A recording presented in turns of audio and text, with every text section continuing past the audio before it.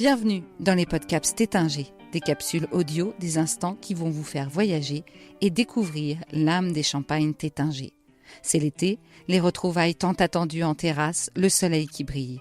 C'est le moment de nous installer dans l'ombre du champagne pour une dégustation parfaite. Mais comment en arrive-t-on à ce nectar hors norme ? Au fil des 8 épisodes de cette nouvelle saison de Podcaps, vous allez découvrir 8 étapes clés nécessaires à l'élaboration du champagne. Après quelques années de repos, selon la cuvée, le champagne est prêt à être dégusté. Instant précieux que nous partage Damien Le Sueur, directeur général de la maison Tétinger. La dégustation d'un champagne, c'est d'abord un moment où on accepte de prendre le temps. C'est un moment où on s'arrête, c'est un moment où on se pose. Donc c'est déjà une démarche. Le champagne, souvent, on le déguste dans des espaces où il y a du monde, on ne sait pas bien ce qu'on a dans son verre, c'est la fête, c'est du partage. Donc dès lors que l'on s'arrête pour déguster un champagne, on se rend compte que le champagne est un vin qui interroge tous nos sens. C'est une expérience sensorielle très, très complète, très riche, très amusante. Et je crois qu'il faut la vivre comme ça, il faut la vivre avec ses émotions, il ne faut pas la vivre trop avec son cerveau. On va d'abord commencer par observer ce que l'on a dans son verre, dans sa flûte. Cette première phase d'observation, elle est très importante et contrairement à d'autres types de vins, là on a des bulles dans notre verre. Et donc forcément, ça vient titiller la vue, titiller l'audition aussi, parce qu'on va pouvoir entendre le crépitement des bulles dans le verre. Alors, il faut savoir que les bulles dans un verre ne sont pas lié qu'au champagne, c'est lié aussi au verre lui-même. C'est que la naissance de la bulle vient de petites aspérités que l'on a dans son verre. Souvent les gens regardent leur verre de champagne, ils disent tiens, dans ce champagne il n'y a pas de bulle, mais si le verre sort du lave-vaisselle, eh bien il n'y aura aucune bulle. C'est de l'importance de bien laver ces verres, les laver à la main, les essuyer avec un torchon en coton. Vous allez laisser des microfibres de cellulose dans le verre et c'est ce qui va pouvoir faire émerger vos bulles. Alors, le contenant idéal, là on parle de dégustation.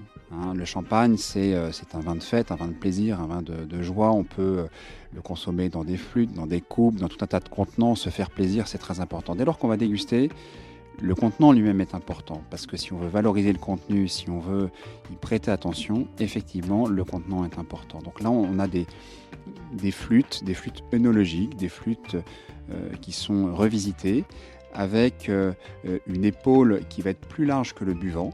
Et en fait, on va servir le vin, on va servir le champagne jusqu'au niveau de l'épaule. L'épaule du verre, c'est la partie la plus large du verre. L'idée, c'est qu'en fait, on va servir le vin jusqu'à ce niveau-là. Et au-dessus, on a une cheminée qui se resserre. Et du coup, quand on va sentir notre vin, quand on va faire l'expérience de le respirer, dans cette dégustation-là, on va concentrer les arômes qui vont se concentrer au niveau du buvant.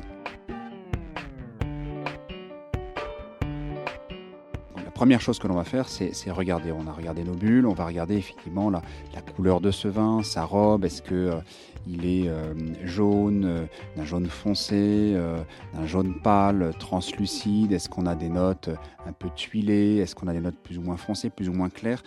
Bref, on va toujours commencer par le regard. Ensuite, on va rapidement sentir ce vin et quand on sent le vin, eh bien, il faut laisser là encore émerger ce qui se rapporte à des souvenirs. Et dans un vin de champagne, on peut avoir 1001 arômes. Il ne s'agit pas de les décrire tous, mais on peut aller des choses qui vont plutôt du citron, des agrumes, on peut avoir du tilleul, on peut avoir des choses beaucoup plus compotées, des choses très diverses au niveau du nez. Et tout ça va nous dire des choses sur le vin, sur sa composition, sur son origine, sur son âge. Et en fait, l'expérience, elle est extrêmement riche et elle est surtout très très amusante. Et ensuite, la bouche va venir quelque part confirmer les impressions que l'on a eues au nez. Et en bouche, on va noter plein de choses. D'abord, est-ce qu'on a un vin qui est explosif ? Est-ce qu'il est discret ? Est-ce qu'il se révèle tout de suite ? Est-ce qu'il met du temps à s'ouvrir en bouche ? Est-ce que la mousse est onctueuse ? Est-ce qu'elle est éclatante ? Essayer de se concentrer sur cette mousse, sur la façon dont elle réagit en bouche.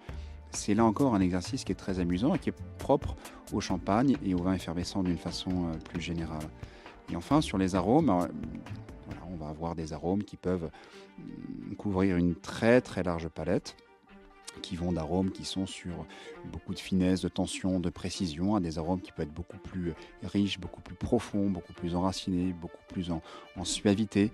Et tout ça, en fait, vient compléter l'expérience qui doit, je le rappelle, toujours sortir du cœur et pas trop de la tête.